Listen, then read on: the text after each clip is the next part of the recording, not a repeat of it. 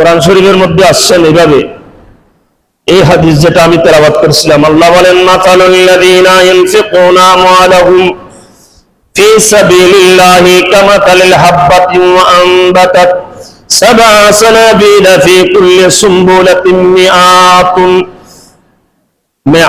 হাববাতিন ওয়াল্লাহু ইউদাইফু লিমান ইয়াশাউ ওয়াল্লাহু ওয়াসিউন আলীম।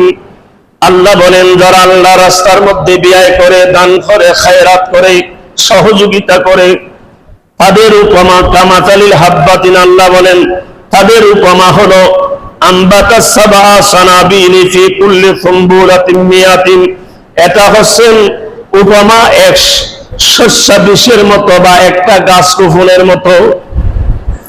একটা গাছের মধ্যে সাবআ সানাবিলা ফি কুল্লি সুমবুলাতিন, একটি শস্যের মধ্যে 7টি শস্য হয়, প্রত্যেক শস্যের মধ্যে সুমবুলাতিন মিআতুন, 100 শস্যের দানা হয়। বা একটা গাছ টুকেছেন, রোপণ করেছেন, সেখানে 7টা ডাল হয়েছেন, একটা ডালের মধ্যে 100টা আবার ডাল হয়েছেন।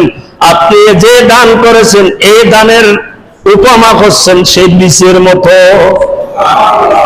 পরে বলি কেন না আল্লাহু ইউদাইফু লিমান ইয়াশাউ, কারণ আল্লাহ যাকে চায় তার জন্য বৃদ্ধি করে দেয়। সুবহানাল্লাহ বলি। দিতে হবে কার? কে দিতে হবে? কে দিবেন? কে? আল্লাহ।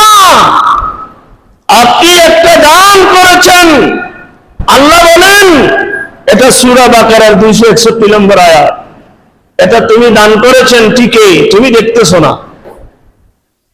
তুমি দান করেছো একটা একটা বীজের মতো, শস্যের মতো, বীজের মতো, বীজ রোপণের মতো হয়েছে। যেটা একটা গাছ যেমন ফলবি অনেক বিশাল হয়, আপনার দানটাও সেই রকম হবে। বলি আল্লাহু ওয়াসিউন আলীম, আল্লাহ সর্বপ্রশস্তময় এবং সর্বজ্ঞ। আল্লাহ আমাদেরকে সেই ধরনের মালি বানার তৌফিক দান করুন। আর বড় করে বলি